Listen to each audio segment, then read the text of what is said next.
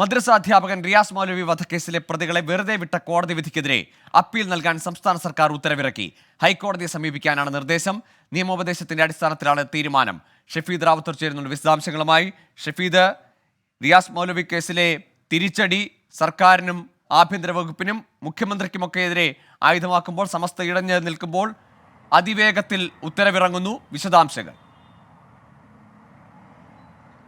ഗോകുൽ സൂചിപ്പിച്ചതുപോലെ തന്നെ ഈ റിയാസ് മൗലവി വധക്കേസിൽ പ്രതികളെ വെറുതെ വിട്ടതും കോടതിയുടെ ചില നിരീക്ഷണങ്ങളും സർക്കാരിനെ സംബന്ധിച്ചും LDF-നെ സംബന്ധിച്ചും വലിയ തരത്തിൽ രാഷ്ട്രീയമായ തിരിച്ചടി ഉണ്ടാക്കിയിരുന്നു. പ്രത്യേകിച്ച് പ്രതികളുടെ പങ്ക് തെളിയിക്കുന്നതിൽ പ്രോസിക്യൂഷനും അന്വേഷണ സംഘത്തിനും ഗുരുതര വീഴ്ചയുണ്ടായെന്നായിരുന്നു കാസർഗോഡ് പ്രിൻസിപ്പൽ സെഷൻസ് കോടതിയുടെ കണ്ടെത്തൽ.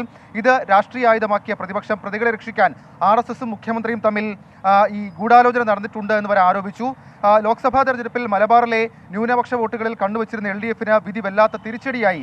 ഇത് പ്രതിരോധിക്കാനാണ് എത്രയും വേഗം അപ്പീൽ പോകാനുള്ള സർക്കാരിന്റെ തീരുമാനം. ഇതടക്കമുള്ള കാര്യങ്ങൾ ചൂണ്ടിക്കാണിച്ചുകൊണ്ട് നിയമോപദേശമടക്കമുള്ള കാര്യങ്ങൾ പരിശോധിക്കാനും പരിഗണിക്കാനും AGയെ ചുമതലപ്പെടുത്തിയിരുന്നു.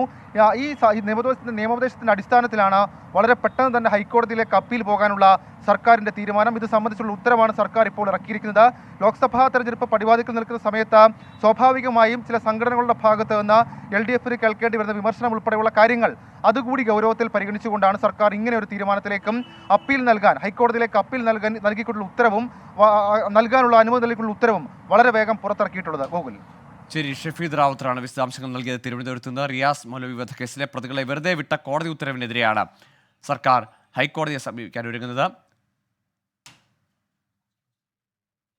അപ്പീൽ നൽകാനാണ് ഇപ്പോൾ ഇറങ്ങിയിരിക്കുന്നത്. ഷഫീദ്, ഇപ്പോൾ സമസ്തയുടെ ഉൾപ്പെടെ ഭാഗത്തു നിന്ന് വലിയ വിമർശനം ഉയരുന്നുണ്ട്. കഴിഞ്ഞ ദിവസം റിയാസ് മൗലവിയുടെ സഹോദരനും പറഞ്ഞു പ്രോസിക്യൂഷന്റെ ഗുരുതരമായ വീഴ്ച ഈ കേസിന്റെ നടത്തിപ്പിൽ ഉണ്ടായി എന്നത്. ഈ പ്രതികളെ ഇത്രകാലം വിചാരണ തടവുകാരായി വെച്ചിരുന്നു, അല്ലെങ്കിൽ അവർക്ക് ജാമ്യം അനുവദിച്ചില്ല. എന്നിൽ പോലും എങ്ങനെയാണ് ഒരു ഒത്തുകളി നടന്നു എന്ന ആരോപണം കുടുംബം തന്നെ ഉന്നയിക്കുന്ന ഘട്ടത്തിൽ സർക്കാരിനെ സംബന്ധിച്ചിടത്തോളം ഈ തെരഞ്ഞെടുപ്പ് കാലത്ത് നിർണായകമല്ലേ ഈ കേസിന്റെ തുടർ നടപടികൾ?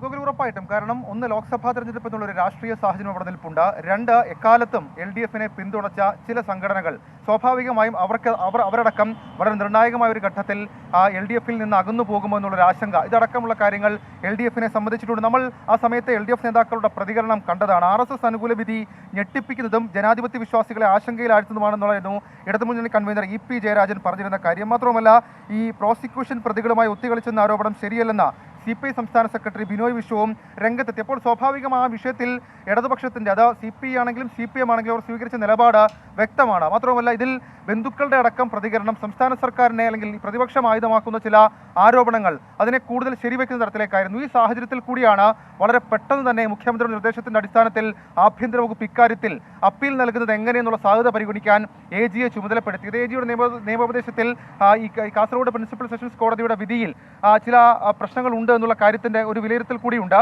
ഈ സാഹചര്യത്തിൽ കൂടിയാണ് ഹൈക്കോടതിയിലേക്ക് വളരെ വേഗം അപ്പീൽ നൽകാനുള്ള അനുമതി നൽകിക്കൊണ്ടുള്ള ഉത്തരവ് ഇപ്പോൾ സർക്കാർ പുറത്തിറക്കിയിരിക്കുന്നത്. സ്വാഭാവികമായും ഈ കേസിൽ ഹൈക്കോടതി ഇനി എടുക്കുന്ന തുടർ നിലപാടടക്കമുള്ള കാര്യങ്ങൾ ശ്രദ്ധേയമാകും. പ്രതികൾക്ക് കോടതി അനുവദിച്ചിരിക്കുന്ന ചില കാര്യങ്ങൾ, അതടക്കമുള്ള കാര്യങ്ങൾ സ്വാഭാവികമായും ചർച്ചയാവുകയും ചെയ്യും. ഗോകുൽ. ശരി, ഷഫീദ് റാവുത്തറാണ് വിശദാംശങ്ങൾ നൽകിയത് തിരുവനന്തപുരത്ത് നിന്ന്.